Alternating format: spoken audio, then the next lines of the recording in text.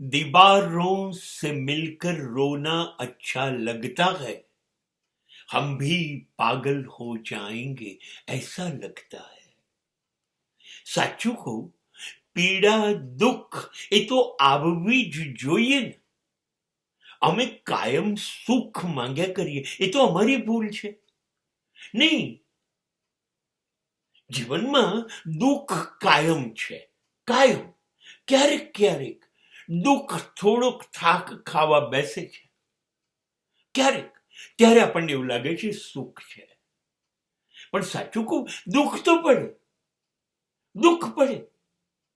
પણ એ વખતે મારી માનસિક સ્થિતિ એ છે કે હું મારું દુઃખ લઈને કોઈ બીજા પાસે ના જાઉં, મારી પીડા હું કોઈને ના કહું, કેમ કે લોકો સમજતા નથી મારી પીડા શું છે, મારી મજાક ઉડાડશે. એના કરતા હું મારા ઘરમાં મારી દિવાલો પાસે બેસીને ચીસો પાડું, રડું, મારું દુઃખ મારી દિવાલોને કહું. બસ એ મને સહકાર આપશે, એ મારી મજાક નહીં ઉડાવે, એ મને બદનામ નહીં કરે.